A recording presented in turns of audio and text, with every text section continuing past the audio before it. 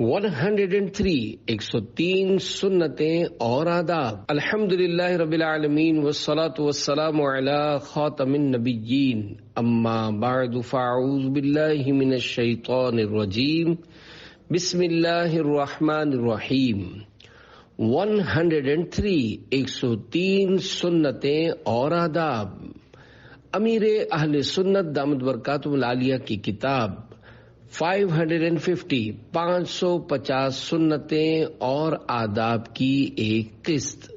دعائے عطار، یا رب المصطفیٰ، جو کوئی 17 صفحات کا رسالہ 103 سنتیں اور آداب پڑھ یا سن لے، اسے سنتوں کا عامل بنا اور اس کی ماں باپ سمیت بلا حساب مغفرت فرما، آمین بجاہ خاتم النبیین صلی اللہ علیہ وآلہ وسلم۔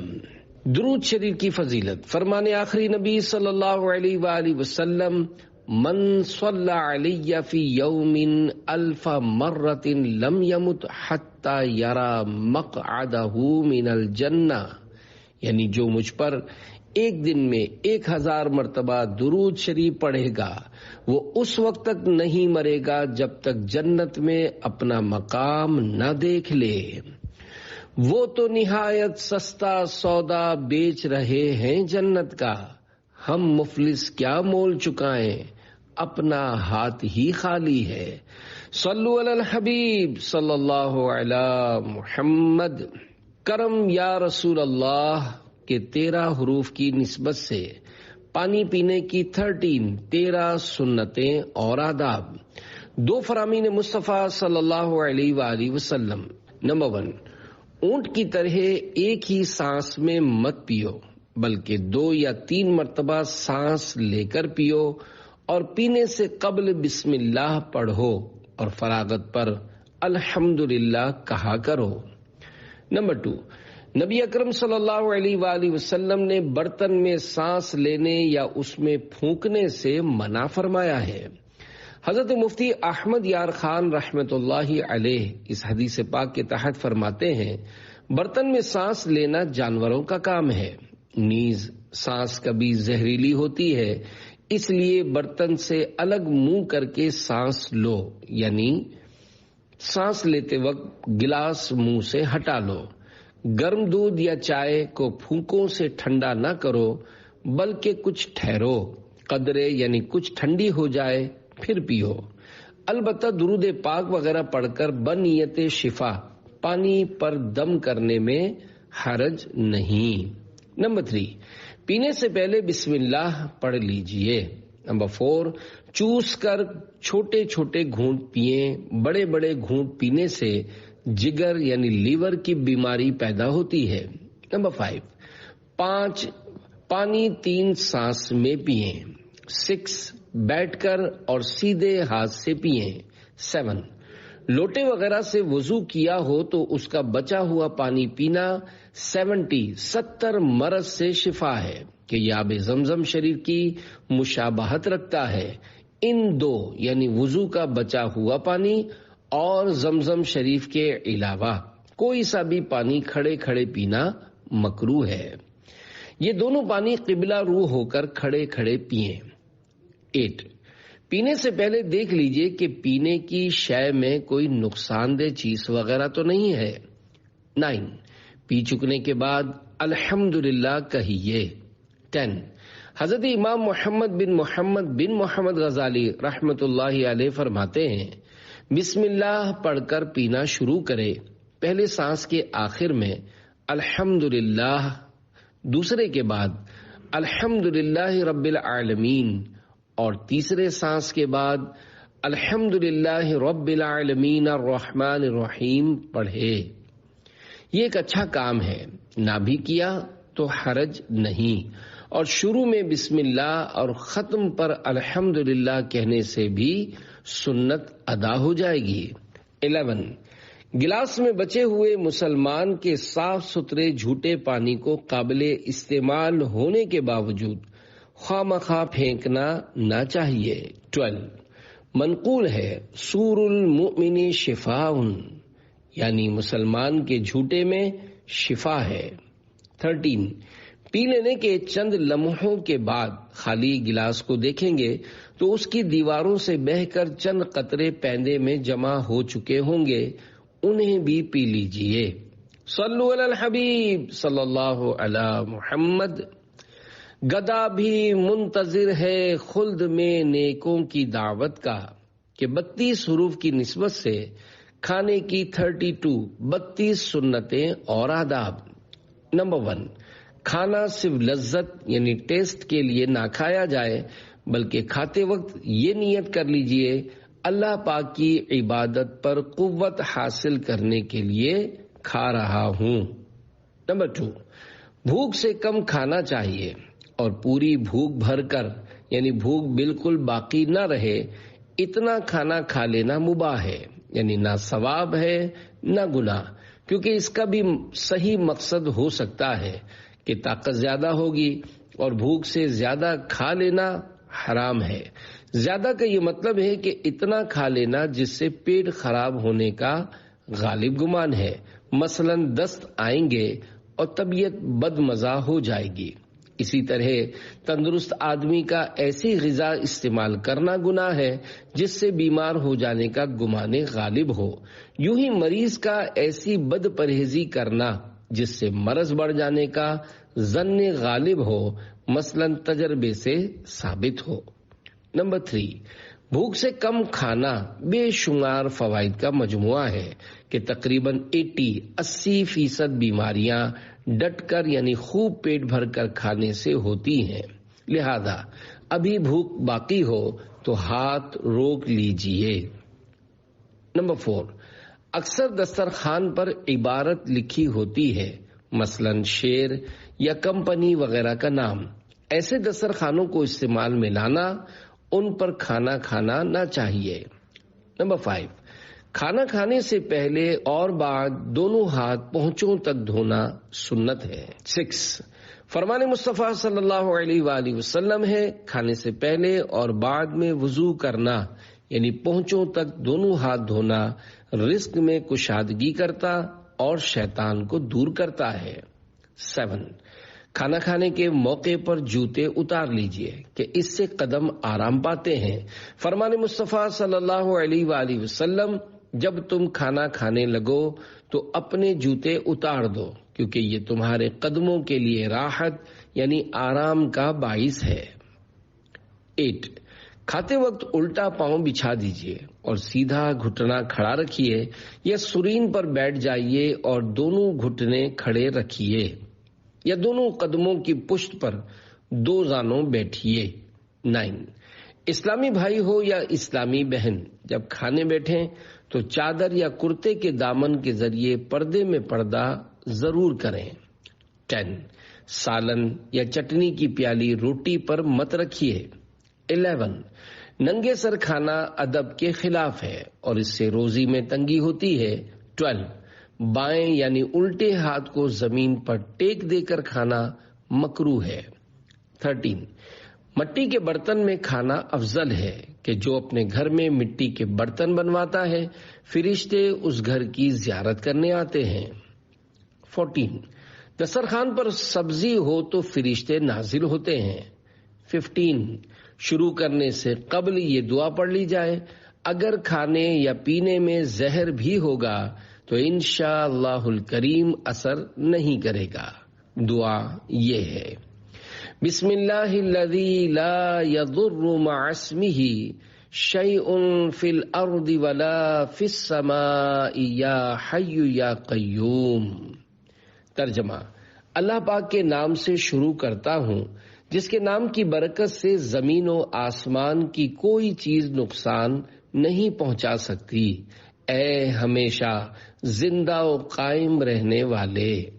16، جس دعا میں یا حی یا قیوم کے بجائے وَهُوَ السمیع العلیم ہے، اس دعا کی فضیلت ترمذی اور ابن ماجہ میں اس طرح ہے۔ فرمان مصطفیٰ صلی اللہ علیہ وآلہ وسلم، جو بندہ روزانہ صبح و شام 3 مرتبہ یہ کلمات کہے: بسم اللہ الذی لا یضر مع اسمہ شیء فی الارض ولا فی السماء وَهُوَ السمیع العلیم، تو اسے کوئی چیز نقصان نہیں دے سکتی۔ 16 اگر شروع میں بسم اللہ پڑھنا بھول گئے تو دوران طعام یاد آنے پر اس طرح کہہ لیجئے، بسم اللہ اولہ و آخرہ۔ ترجمہ، اللہ پاک کے نام سے کھانے کی شروعات اور اس کا ختم ہونا۔ 17 اول آخر نمک کھائیے کہ سنت ہے اور اس سے 70 بیماریاں دور ہوتی ہیں۔ اعلیٰ حضرت رحمت اللہ علیہ نے نمکین کھانے کو نمک کے حکم میں لیا ہے۔ 18 سیدھے ہاتھ سے کھائیے، الٹے ہاتھ سے کھانا پینا لینا دینا شیطان کا طریقہ ہے۔ اکثر اسلامی بھائی نوالا تو سیدھے ہاتھ سے ہی کھاتے ہیں، مگر جب منہ کے نیچے الٹا ہاتھ رکھتے ہیں تو بعض دانے اس میں گرتے ہیں اور وہ الٹے ہی ہاتھ سے منہ میں ڈال لیتے ہیں۔ اسی طرح دسترخوان پر گرے ہوئے دانے الٹے ہاتھ سے کھاتے ہیں، ان کو چاہیے کہ وہ الٹے ہاتھ والے دانے سیدھے ہاتھ میں رکھ کر ہی منہ میں ڈالیں۔ 19 بائیں یعنی الٹے ہاتھ میں روٹی لے کر داہنے یعنی سیدھے ہاتھ سے نوالا توڑنا دفع تکبر یعنی تکبر دور ہونے کے لیے ہے۔ تنہا کھاتے ہوئے ہاتھ بڑھا کر تھال یا سالن کے برتن کے عین بیچ میں اوپر کر کے روٹی اور ڈبل روٹی وغیرہ توڑنے کی عادت بنائیے۔ اس طرح روٹی کے ذرات یا روٹی پر تل ہوئے تو برتن ہی میں گریں گے، ورنہ دسترخوان پر گر کر ضائع ہو سکتے ہیں۔ 20 3 انگلیوں یعنی بیچ والی، شہادت کی اور انگوٹھے سے کھانا کھائیے کہ یہ سنت انبیاء علیہم السلام ہے۔ اگر چاول کے دانے جدا جدا ہوں اور 3 انگلیوں سے نوالا بننا ممکن نہ ہو تو 4 یا 5 انگلیوں سے کھا لیجئے۔ 21 لقمہ چھوٹا لیجئے اور چپڑ چپڑ کی آواز نہ ہو، اس احتیاط کے ساتھ اس قدر چبائیے کہ منہ کی غذا پتلی ہو جائے۔ یوں کرنے سے ہاضم لعاب یعنی ہاضمے دار تھوک بھی اچھی طرح شامل ہو جائے گا۔ اگر اچھی طرح چبائے بغیر نگل جائیں گے تو ہضم کرنے کے لیے معدے کو تکلیف کرنی پڑے گی اور یوں طرح طرح کی بیماریوں کا سامنا ہو سکتا ہے، لہذا دانت کا کام آنت سے مت لیجیے۔ 22 ہر 2 لقمے کے بعد یا واجدو پڑھنے سے پیٹ میں نور پیدا ہوتا اور بیماری دور ہوتی ہے۔ 23 فراغت کے بعد پہلے بیچ کی پھر شہادت کی انگلی اور آخر میں انگوٹھا 3 بار چاٹیے۔ سرکار مدینہ صلی اللہ علیہ وآلہ وسلم کھانے کے بعد مبارک انگلیوں کو 3 مرتبہ چاٹتے۔ اگر 3 بار چاٹ لینے کے بعد بھی انگلیوں پر غذا کا اثر باقی رہے تو مزید اتنی بار چاٹیے کہ غذا کا اثر جاتا رہے۔ 24 برتن بھی چاٹ لیجئے۔ حدیث پاک میں ہے کھانے کے بعد جو شخص برتن چاٹتا ہے تو وہ برتن اس کے لیے دعا کرتا ہے اور کہتا ہے اللہ پاک تجھے جہنم کی آگ سے آزاد کرے جس طرح تو نے مجھے شیطان سے آزاد کیا۔ اور ایک روایت میں ہے کہ برتن اس کے لیے استغفار یعنی مغفرت کی دعا کرتا ہے۔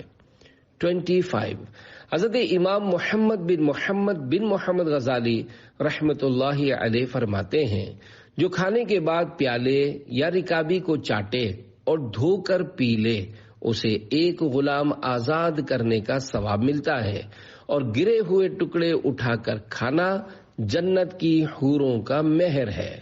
26 فرمان مصطفیٰ صلی اللہ علیہ وآلہ وسلم ہے جو شخص کھانے کے گرے ہوئے ٹکڑوں کو اٹھا کر کھائے وہ فراخی یعنی کشادگی کے ساتھ زندگی گزارتا ہے اور اس کی اولاد میں خیریت رہتی ہے۔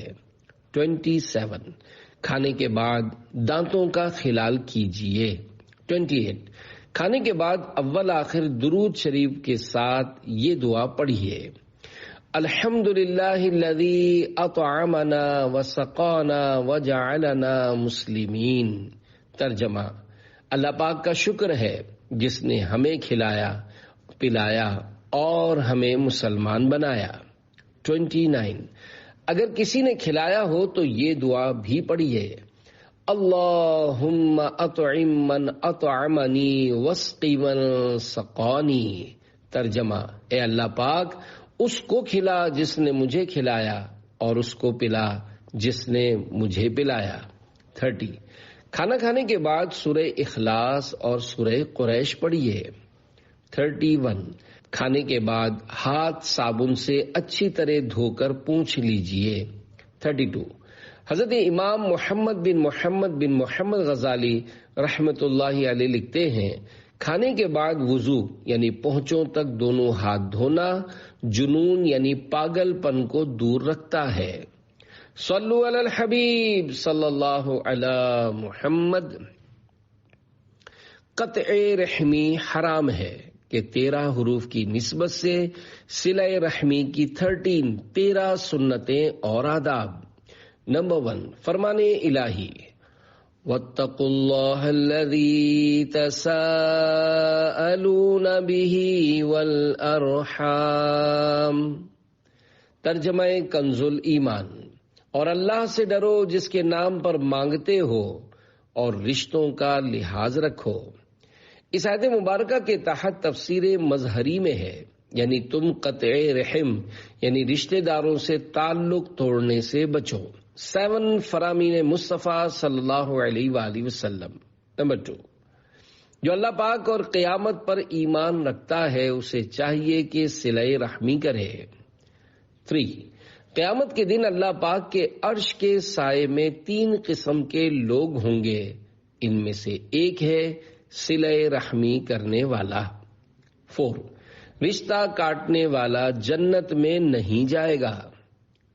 5، لوگوں میں سے وہ شخص سب سے اچھا ہے جو کثرت سے قرآن کریم کی تلاوت کرے، زیادہ متقی ہو، سب سے زیادہ نیکی کا حکم دینے اور برائی سے منع کرنے والا ہو، اور سب سے زیادہ صلہ رحمی یعنی رشتہ داروں کے ساتھ اچھا برتاؤ کرنے والا ہو.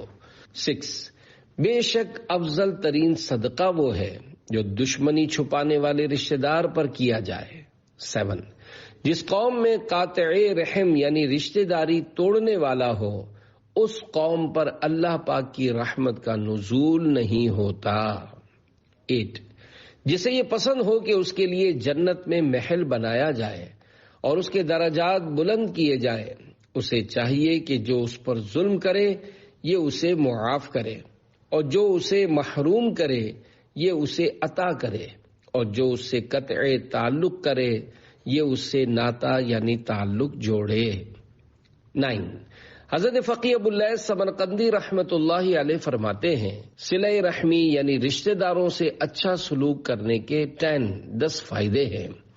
اللہ کریم کی رضا حاصل ہوتی ہے، لوگوں کی خوشی کا سبب ہے، فرشتوں کو مسرت ہوتی ہے، مسلمانوں کی طرف سے اس شخص کی تعریف ہوتی ہے، شیطان کو اس سے رنج پہنچتا ہے، عمر بڑھتی ہے، رزق میں برکت ہوتی ہے، فوت ہو جانے والے آباء و اجداد یعنی مسلمان باپ دادا خوش ہوتے ہیں، آپس میں محبت بڑھتی ہے، وفات کے بعد اس کے ثواب میں اضافہ ہو جاتا ہے کیونکہ لوگ اس کے حق میں دعائیں خیر کرتے ہیں. 10، بار شریعت جلد 3 صفحہ 558 تا 560 پر ہے. صلہ رحم کے معنی رشتے کو جوڑنا ہے، یعنی رشتے والوں کے ساتھ نیکی اور سلوک کرنا. ساری امت کا اس پر اتفاق ہے کہ صلہ رحم واجب ہے اور قطع رحم یعنی رشتہ توڑنا حرام ہے. جن رشتے والوں کے ساتھ صلہ رحم واجب ہے وہ کون ہیں؟ بعض علماء نے فرمایا وہ ذو رحم محرم ہیں، اور بعض نے فرمایا اس سے مراد ذو رحم ہے، محرم ہوں یا نہ ہوں، اور ظاہر یہی قول دوم یعنی دوسرا قول ہے. احادیث میں مطلقاً یعنی بغیر کسی قید کے رشتے والوں کے ساتھ صلہ یعنی سلوک کرنے کا حکم آتا ہے. قرآن مجید میں مطلقاً یعنی بلا قید ذوی القربا یعنی رشتہ دار فرمایا گیا، مگر یہ بات ضرور ہے کہ رشتے میں چونکہ مختلف درجات ہیں، اسی طرح صلہ رحم یعنی رشتہ داروں سے حسن سلوک کے درجات میں بھی تفاوت یعنی فرق ہوتا ہے۔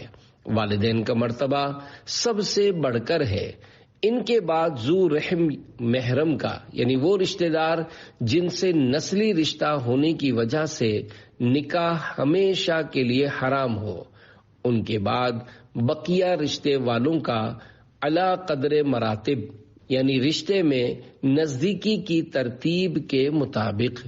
11 صلہ رحمی یعنی رشتہ داروں کے ساتھ سلوک کی مختلف صورتیں ہیں، ان کو ہدیہ و تحفہ یعنی گفٹ دینا، اور اگر ان کو کسی بات میں تمہاری اعانت یعنی امداد درکار ہو تو اس کام میں ان کی مدد کرنا، انہیں سلام کرنا، ان کی ملاقات کو جانا، ان کے پاس اٹھنا بیٹھنا، ان سے بات چیت کرنا، ان کے ساتھ لطف و مہربانی سے پیش آنا۔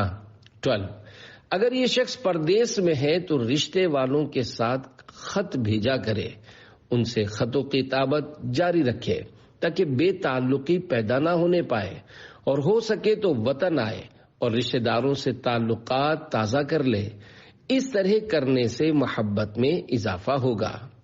فون یا انٹرنیٹ کے ذریعے بھی رابطے کی ترکیب مفید ہے۔ 13 صلہ رحمی یعنی رشتے داروں کے ساتھ اچھا سلوک اسی کا نام نہیں کہ وہ سلوک کرے تو تم بھی کرو، یہ چیز تو حقیقت میں مکافہ یعنی ادلا بدلا کرنا ہے کہ اس نے تمہارے پاس چیز بھیج دی، تم نے اس کے پاس بھیج دی، وہ تمہارے یہاں آیا، تم اس کے پاس چلے گئے۔ حقیقتاً صلہ رحم یعنی اعلیٰ درجے کا صلہ رحم یہ ہے کہ وہ کاٹے اور تم جوڑو، وہ تم سے جدا ہونا چاہتا ہے، بے اعتنائی یعنی بے پرواہی کرتا ہے، اور تم اس کے ساتھ رشتے کے حقوق کی مراعات یعنی لحاظ و رعایت کرو۔ صلو علی الحبیب صلی اللہ علی محمد۔ راہ مدینہ کا مسافر کے 15 حروف کی نسبت سے پڑوسی کے بارے میں 15 سنتیں اور آداب۔ 8 فرامین مصطفیٰ صلی اللہ علیہ وآلہ وسلم۔ نمبر 1 اللہ پاک نیک مسلمان کی وجہ سے اس کے پڑوس کے 100 گھروں سے بلا دور فرما دیتا ہے۔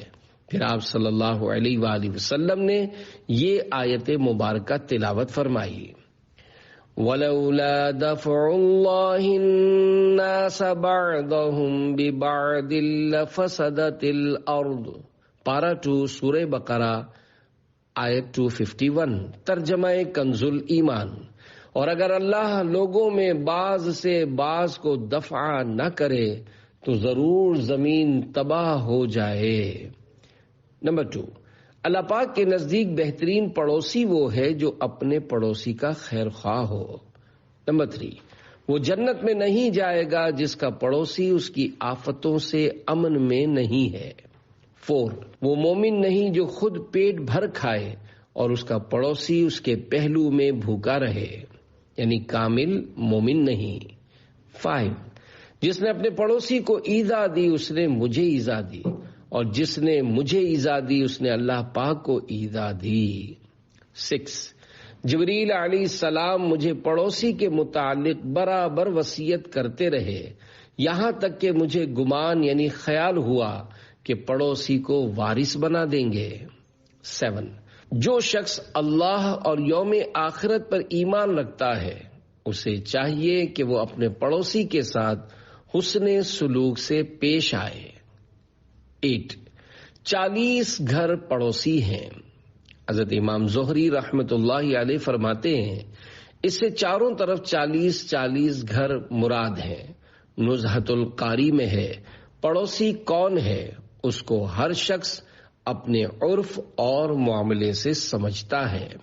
9 حضرت امام محمد بن محمد غزالی رحمت اللہ علیہ فرماتے ہیں پڑوسی کے حقوق میں سے یہ بھی ہے کہ اسے سلام کرنے میں پہل کرے، اس سے طویل گفتگو نہ کرے، اس کے حالات کے بارے میں زیادہ پوچھ گچھ نہ کرے، وہ بیمار ہو تو اس کی مزاج پرسی کرے، مصیبت کے وقت اس کی غم خواری کرے اور اس کا ساتھ دے، خوشی کے موقع پر اسے مبارکباد دے اور اس کے ساتھ خوشی میں شرکت ظاہر کرے، اس کی لغزشوں سے درگزر کرے، چھت سے اس کے گھر میں نہ جھانکے، اس کے گھر کا راستہ تنگ نہ کرے، وہ اپنے گھر میں جو کچھ لے جا رہا ہے اسے دیکھنے کی کوشش نہ کرے، اس کے عیبوں پر پردہ ڈالے۔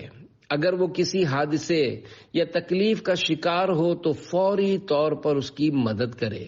جب وہ گھر میں موجود نہ ہو تو اس کے گھر کی حفاظت سے غفلت نہ برتے، اس کے خلاف کوئی بات نہ سنے اور اس کے اہل خانہ سے نگاہوں کو پست یعنی نیچی رکھے، اس کے بچوں سے نرم گفتگو کرے، اسے جن دینی یا دنیاوی امور کا علم نہ ہو ان کے بارے میں اس کی رہنمائی کرے۔ 10 حکایت، حضرت عبداللہ بن مسعود رضی اللہ عنہ کی خدمت میں ایک شخص نے عرض کی، میرا پڑوسی مجھے اذیت پہنچاتا ہے، مجھے گالیاں دیتا ہے اور مجھ پر سختی کرتا ہے۔ فرمایا اگر اس نے تمہارے بارے میں اللہ پاک کی نافرمانی کی ہے تو تم اس کے بارے میں اللہ پاک کی اطاعت کرو۔ 11 حکایت، ایک بزرگ کے گھر میں چوہوں کی کثرت تھی۔ کسی نے عرض کی، حضرت اگر آپ بلی رکھ لیں تو اچھا ہے۔ فرمایا مجھے ڈر ہے کہ چوہا بلی کی آواز سن کر پڑوسی کے گھر میں چلا جائے، اس طرح میں اس کے لیے وہ بات پسند کرنے والا ہو جاؤں گا جسے میں خود اپنے لیے پسند نہیں کرتا۔ منقول ہے، فقیر پڑوسی قیامت کے دن مالدار پڑوسی کا دامن پکڑ کر کہے گا، اے میرے رب اس سے پوچھ اس نے مجھے اپنے حسن سلوک سے کیوں محروم کیا اور مجھ پر اپنا دروازہ کیوں بند کیا۔ 13 ایک شخص نے عرض کی، یا رسول اللہ صلی اللہ علیہ وآلہ وسلم فلانی عورت کے متعلق ذکر کیا جاتا ہے کہ نماز و روزہ و صدقہ کثرت سے کرتی ہے، مگر یہ بات بھی ہے کہ وہ اپنے پڑوسیوں کو زبان سے تکلیف پہنچاتی ہے۔ فرمایا وہ جہنم میں ہے۔ انہوں نے عرض کی، یا رسول اللہ صلی اللہ علیہ وآلہ وسلم فلانی عورت کی نسبت زیادہ ذکر کیا جاتا ہے کہ اس کے نفل روزہ و صدقہ و نماز میں کمی ہے، وہ پنیر یعنی چیز کے ٹکڑے صدقہ کرتی ہے اور اپنی زبان سے پڑوسیوں کو ایذا نہیں دیتی۔ فرمایا وہ جنت میں ہے۔ 14 فرمان مصطفیٰ صلی اللہ علیہ وآلہ وسلم، پڑوسی 3 قسم کے ہیں، بعض کے 3 حق ہیں، بعض کے 2 اور بعض کا 1 حق ہے۔ جو پڑوسی مسلم اور رشتہ دار ہو اس کے 3 حق ہیں، پڑوس کا حق اور حق اسلام اور رشتہ داری کا حق۔ پڑوسی مسلم کے 2 حق ہیں، پڑوس کا حق اور حق اسلام، اور پڑوسی کافر کا صرف 1 پڑوس کا حق ہے۔ حکایت، حضرت بایزید بستامی رحمت اللہ علیہ کا یہودی پڑوسی سفر میں گیا، اس کے بال بچے گھر میں رہ گئے۔ رات کو یہودی کا بچہ روتا تھا۔ آپ رحمت اللہ علیہ نے پوچھا بچہ کیوں روتا ہے؟ یہودن بولی گھر میں چراغ نہیں ہے، بچہ اندھیرے میں گھبراتا ہے۔ اس دن سے آپ روزانہ چراغ میں خوب تیل بھر کر روشن کر کے یہودی کے گھر بھیج دیا کرتے تھے۔ جب یہودی لوٹا تو اس کی بیوی نے یہ واقعہ سنایا۔ یہودی بولا جس گھر میں بایزید کا چراغ آ گیا وہاں کفر کا اندھیرا کیوں رہے؟ وہ سب مسلمان ہو گئے۔ مہمان نوازی کی 30 سنتیں اور آداب۔ 8 فرامین مصطفیٰ صلی اللہ علیہ وآلہ وسلم۔ نمبر 1، جو اللہ پاک اور قیامت پر ایمان رکھتا ہے اسے چاہیے کہ مہمان کا احترام کرے۔ مفسر قرآن حضرت مفتی احمد یار خان رحمت اللہ علیہ اس حدیث پاک کے تحت فرماتے ہیں، مہمان کا احترام یہ ہے کہ اس سے خندہ پیشانی یعنی مسکرا کر اچھی طرح سے ملے، اس کے لیے کھانے اور دوسری خدمات کا انتظام کرے، حتی الامکان اپنے ہاتھ سے اس کی خدمت کرے۔ 2، جو اللہ پاک اور قیامت پر ایمان رکھتا ہے اسے چاہیے کہ مہمان کو ایذا نہ دے۔ نمبر 3، جب کوئی مہمان کسی کے یہاں آتا ہے تو اپنا رزق لے کر آتا ہے، اور جب اس کے یہاں سے جاتا ہے تو صاحب خانہ یعنی گھر والے کے گناہ بخشے جانے کا سبب ہوتا ہے۔ 4، جس نے نماز قائم کی، زکوٰۃ ادا کی، حج ادا کیا، رمضان کے روزے رکھے اور مہمان کی مہمان نوازی کی، وہ جنت میں داخل ہوگا۔ 5، جو شخص باوجود قدرت مہمان نوازی نہیں کرتا اس میں بھلائی نہیں۔ 6، آدمی کی کم عقلی ہے کہ وہ اپنے مہمان سے خدمت لے۔ 7، سنت یہ ہے کہ آدمی مہمان کو دروازے تک رخصت کرنے جائے۔ 8، جس گھر میں کھایا جائے اس میں خیر و برکت زیادہ تیزی سے آتی ہے بمقابلہ چھری کے جو اونٹ کے کوہان تک جائے۔ شرح حدیث، یعنی جس گھر میں مہمان، زائرین، ملاقاتی لوگ کھانا کھاتے رہیں وہاں برکت رہتی ہے، ورنہ خود گھر والے تو ہر گھر میں ہی کھاتے ہیں۔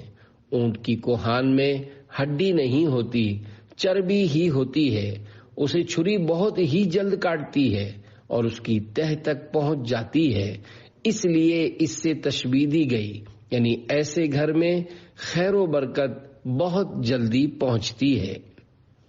حضرت بی بی خدیجہ رضی اللہ عنہا فرماتی ہیں، آپ صلی اللہ علیہ وآلہ وسلم تو رشتہ داروں کے ساتھ بہترین سلوک کرتے ہیں، مسافروں کی مہمان نوازی کرتے ہیں اور حق و انصاف کی خاطر سب کی مصیبتیں اور مشکلات میں کام آتے ہیں۔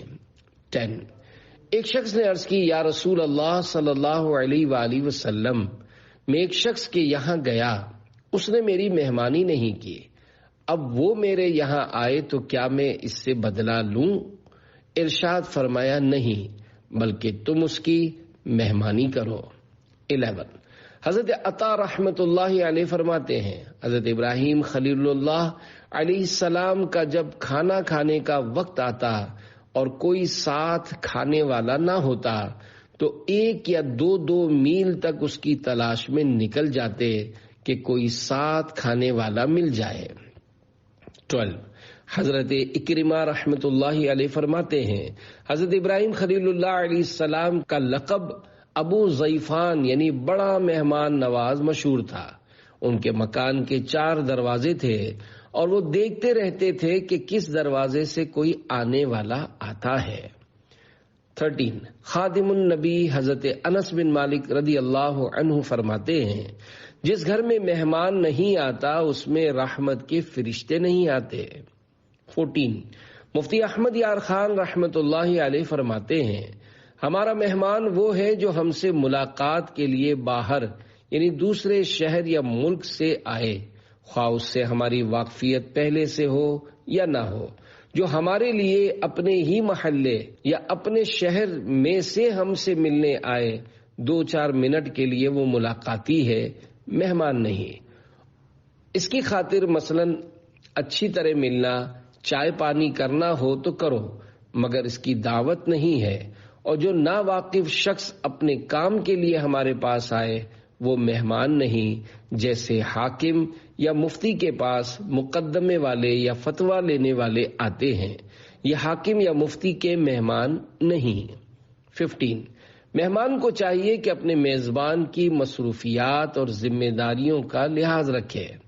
16، بحر شریعت جلد 3 صفحہ 391 پر حدیث نمبر 14 ہے، جو شخص اللہ پاک اور قیامت کے دن پر ایمان رکھتا ہے وہ مہمان کا اکرام کرے، ایک دن رات اس کا جائزہ ہے، یعنی ایک دن اس کی پوری خاطرداری یعنی آؤ بھگت کرے، اپنے مقدور بھر یعنی جہاں تک ممکن ہو اس کے لیے تکلف کا یعنی اہتمام کے ساتھ کھانا تیار کرائے، اور ضیافت 3 دن ہے، یعنی ایک دن کے بعد تکلف نہ کرے بلکہ جو حاضر ہو وہی پیش کر دے، اور 3 دن کے بعد صدقہ ہے۔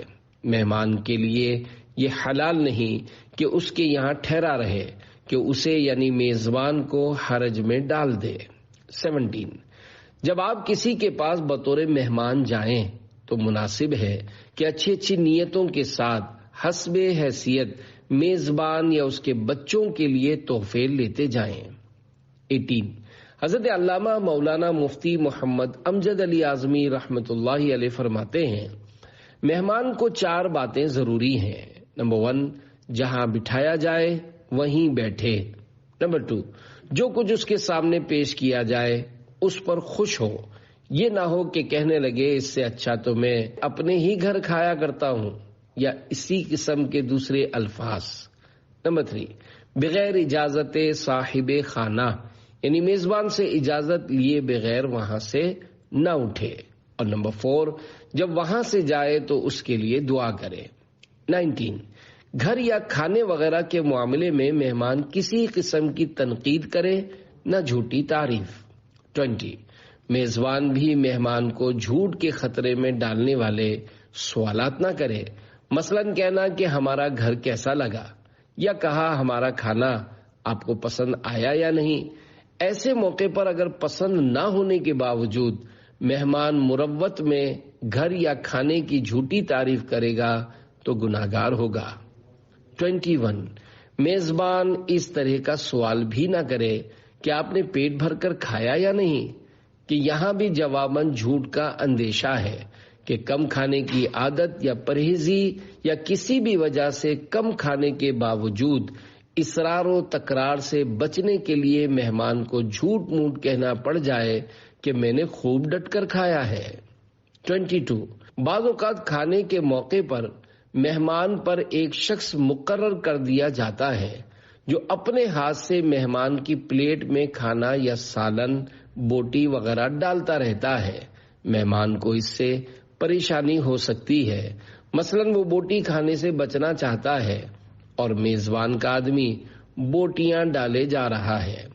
23، میزبان کو چاہیے کہ مہمان سے وقتاً فوقتاً کہے اور کھاؤ، کہ اور کھاؤ، مگر اس پر اصرار نہ کرے کہ کہیں اصرار کی وجہ سے زیادہ نہ کھا جائے اور یہ اس کے لیے نقصان دہ ہو۔